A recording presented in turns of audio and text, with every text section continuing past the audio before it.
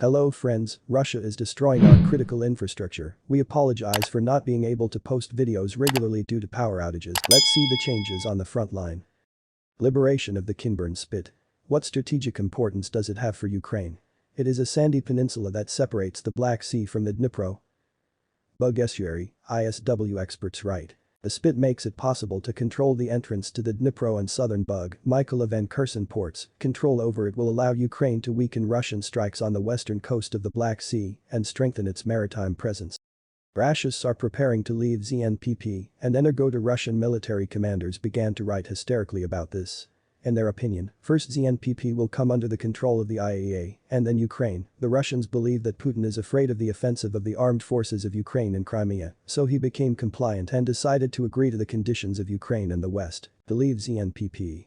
Gradual liberation of captured territories continues. Updated map of the situation in eastern Ukraine from European war experts. According to them, the liberation of Sinkivka by the Ukrainian Defense Forces has been visually confirmed. In turn, the Russian army is attacking from the southeast the settlement of Opytn, south of Bakhmut and Ivangrad, which is almost completely under their control. In turn, the Russian army is attacking from the southeast the settlement of Opytn, south of Bakhmut and Ivangrad, which is almost completely under their control.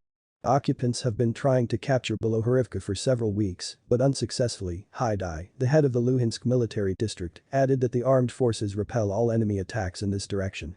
Bilohorivka is a strategic goal for the racists because its capture will give them more opportunities to hold Lysychansk. In the direction of Svatov, Kremen, the Ukrainian armed forces slowed down the offensive due to rains and mud.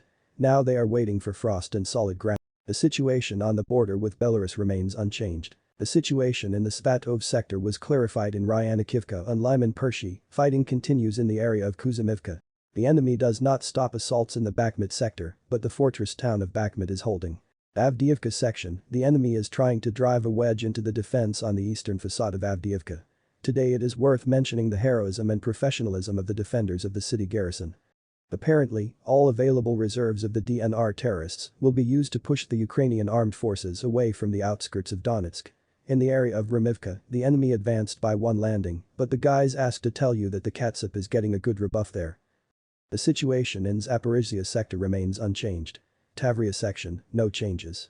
Recently, the weather has made significant adjustments, but it should be understood that from Svatov to Kamiansk, both sides have echelon defense, which greatly reduces the success of the breakthrough. Therefore, the front will be relatively stable until someone has an ingenious solution that can change the balance of power. From taking Kiev in 3 days to building defensive fortifications on the border with Ukraine, a very thin line, this is a good initiative.